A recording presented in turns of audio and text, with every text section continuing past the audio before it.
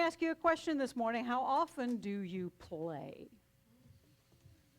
Not just, goofing off, cracking jokes. When's the last time you really just threw yourself into playing so wholeheartedly that you lost track of time? You set yourself free from your inhibitions. You were just in it. Because as kids, we played all the time. Every moment of the day, it was an opportunity to just play, whether it was with other children or by ourselves. Play was the order of the day. But when we get older, you're told to stop playing around. Get serious. Right, straighten up, buckle down, work hard, grow up. Right. Well, that's the saying go. All work and no play makes Jack a dull boy, and nobody likes a dull life. A hobby is play, absolutely. Anything you lose time in, that is play. And with all the stress and the problems that we face every day, we need play now more than ever. The Holy is always inviting us to play, to drop our worries and our concerns and our grievances long enough to notice the beautiful flowers, to notice the sunrise, to notice the sunset. Creation is at play all the time and invites us to step outside of our worries and our fears and throw ourselves into that delightful, time-wasting play. And when we can learn to see life as more play than work, then we'll understand what it means to be fully alive and to touch that higher divine self, that always playing child, because that's when we get to say, oh yeah. I began playing guitar when I was a teenager. I think I was like 13 or 14 years old, and we didn't have money for me to go and take formal lessons. So I found this cheap pawn shop guitar and a big book of songs by The Who. It was just this big Who songbook that featured chord shapes. They'll draw out chord shapes for you, so you can learn where to put your fingers by playing by the shapes. And the shapes were like that big. I mean, it was like chord shapes for dummies. It really was, and it was great. And now anybody who has ever learned a musical instrument knows that when you start out, you sound awful. Right? And I was no exception. All the chord shapes were like very brand new to me, and my left hand sort of went into revolt. And so this is how I played my first song.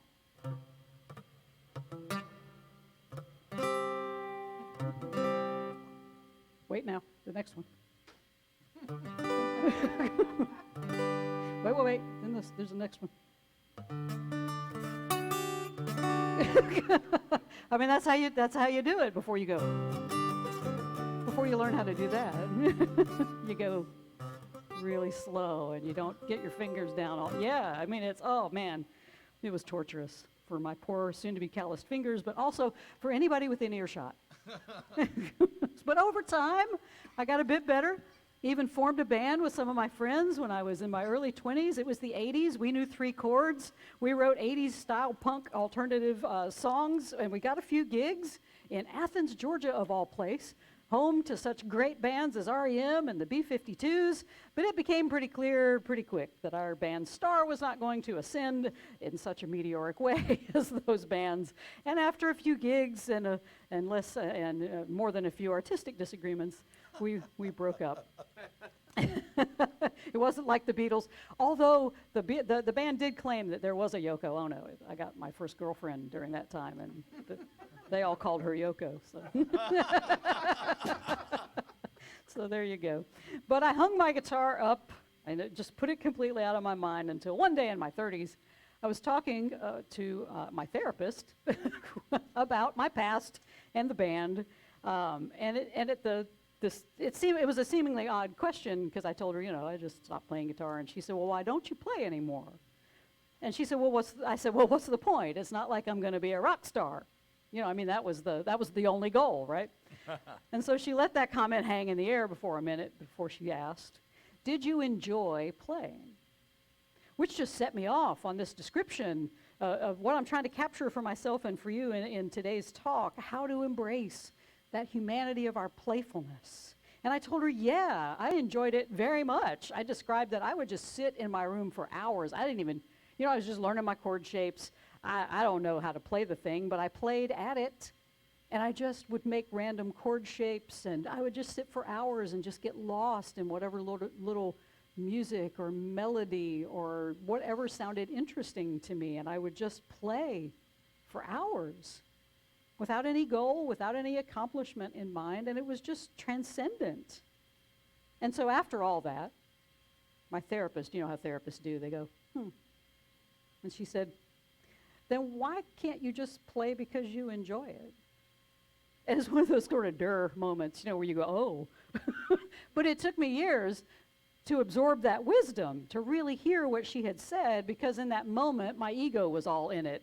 And all I saw was that the guitar was just never going to make me rich or famous, so what was the point of doing it in the first place? Because I was too busy. I was busy climbing the ladder. I'm grabbing that next ring of the career success, and, to stop and simply play, well, that just seemed like a waste of time.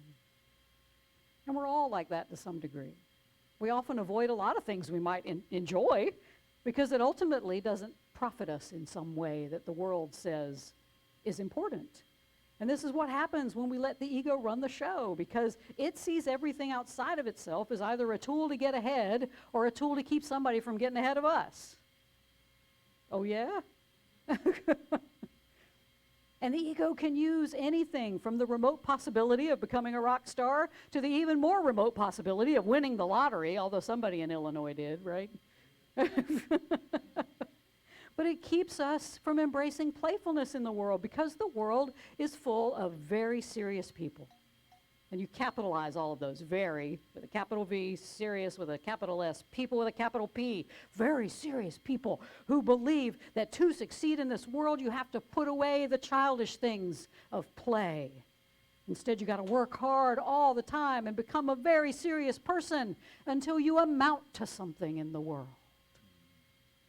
We see very serious people in a lot of places that should otherwise be preaching the embrace of playfulness, and I think church is an especially good place for that sort of thing. Right now, it's just somber or political. It's filled with very serious people doing very serious work for God or very serious work for power or whatever. They preach very serious sermons about very serious topics and warn of very serious consequences if those very serious doctrines and dogmas are not very seriously kept.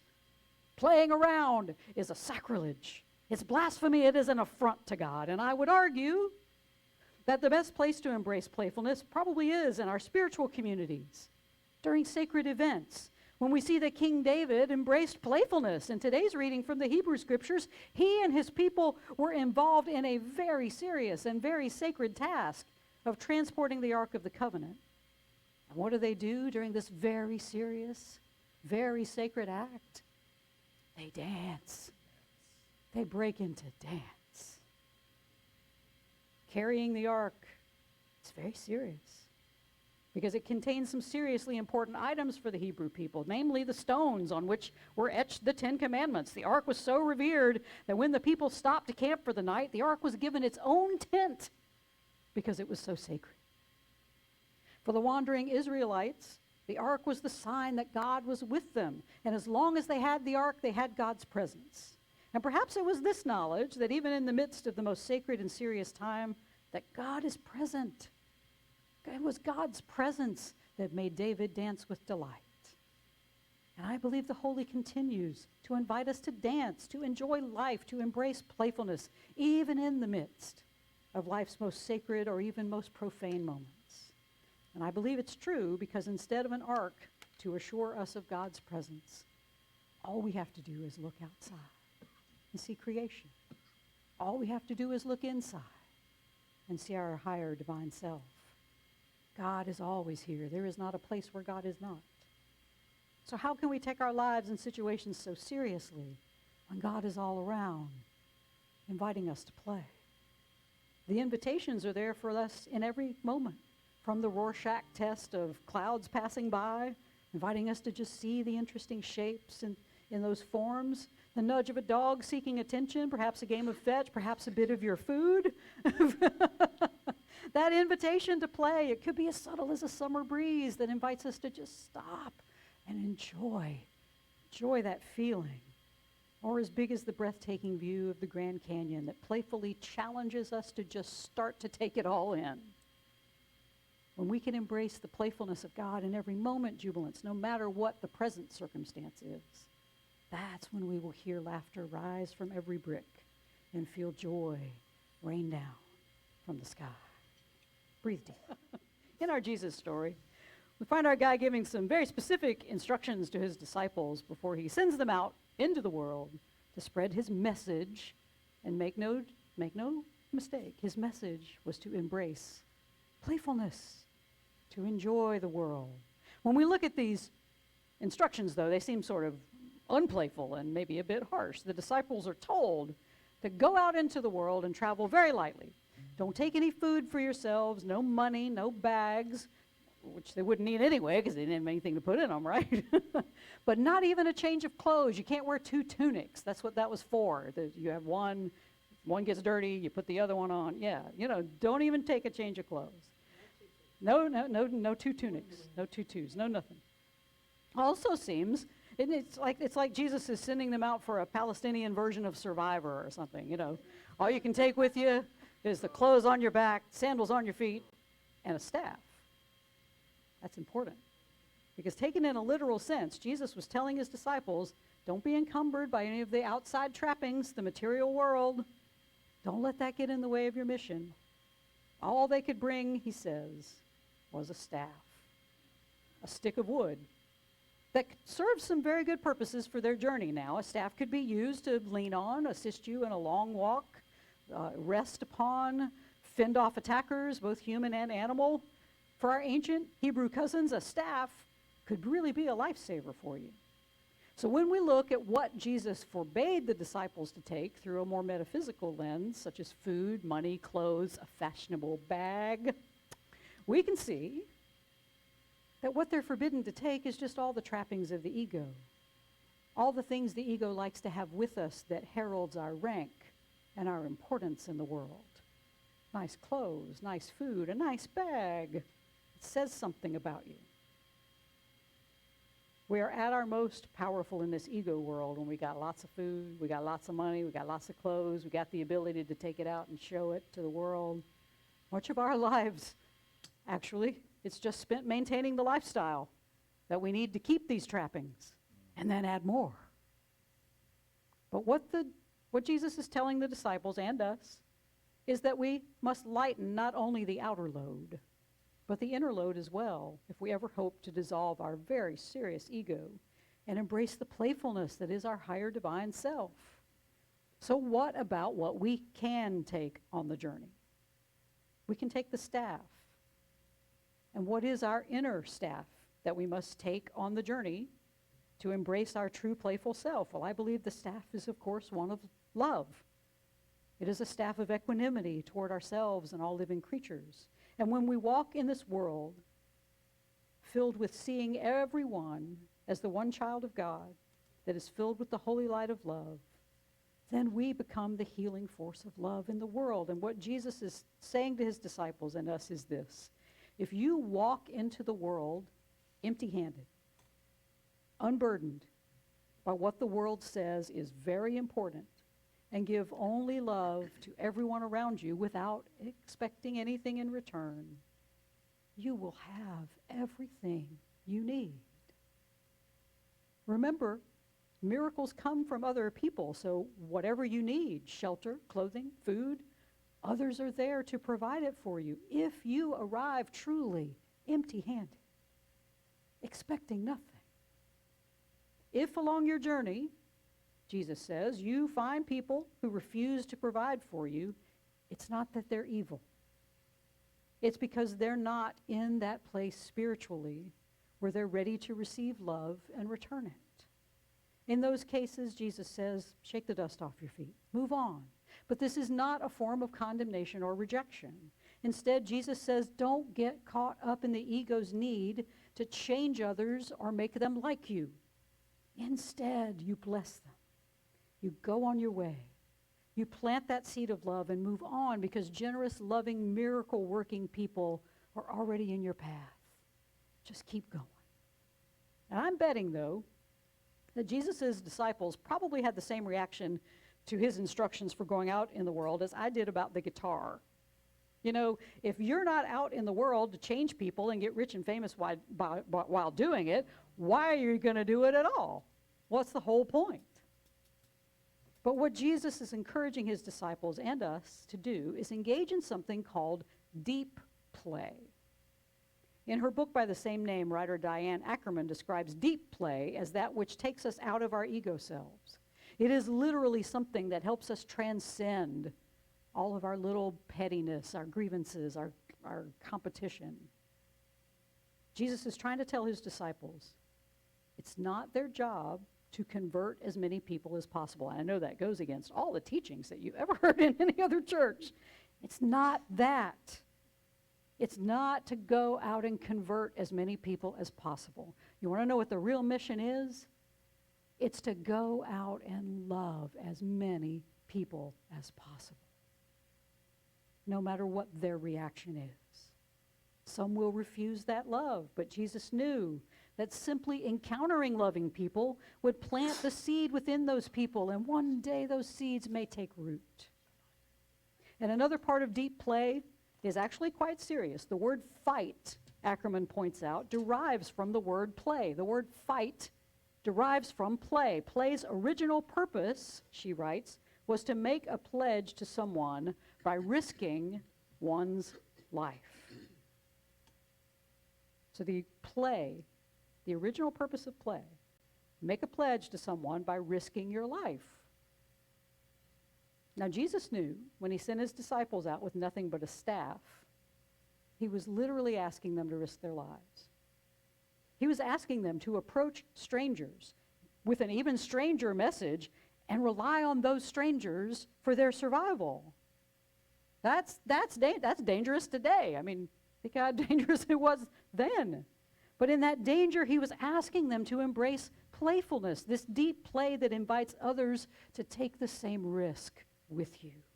Jesus knew that we all embrace this transcendent form of deep play, that we could heal and dissolve the ego that competes and undercuts and sabotages our joy and happiness if we can learn to embrace the holy play that is our higher divine self. There would be no need for us to stockpile food or money or possessions because they would just be freely shared. In this form of deep play, there's no winners, there's no losers. There's simply a community that plays with each other. And in that play, everyone is provided for. The good of all is taken into account. And I know that's just the Pollyanna utopia, but Jesus believed that we selfish, egotistical, competition-driven, flawed human beings could do this. We could play with one another to the point where love is the only thing that becomes real. If we would just stop being such very serious people concerned with our very serious jobs and our very serious religions and our very serious governments and be willing to become vulnerable to one another and just play the game of life together in unity. Play, Ackerman writes, gives us the opportunity to perfect ourselves. And that's the ultimate importance of embracing playfulness, because it gives you a chance to heal and dissolve your own ego. You cannot overcome anyone else's ego. I'm going to say that again. You cannot overcome anyone else's ego. And when you realize that, that's when you shake the dust off your feet. When people don't understand the playful journey that you have chosen to embrace, and they push back. Just these words he spoke changed my life, wrote that Christian mystic Teresa of Avila. Enjoy me. Jubilants, how would it change your life if you could understand the profound simplicity of these holy words? Enjoy me. How would it change the way you live, jubilants, if you embraced playfulness in every moment of your life, even in your moments of deepest despair? How would it change the way you lived if you resolved to take nothing seriously in this world except your love for everyone around you and your love for the deep play that this life invites you to? And you find yourself walking out in the world and just falling in love with every person every creature, every moment. How would it change the way you live, Jubilants, if you just lived your life because you enjoyed it? Not because you had to be pursuing something that the world called success. I invite you this morning, Jubilants, allow these 2 words to change your life. Enjoy me. Oh, yeah.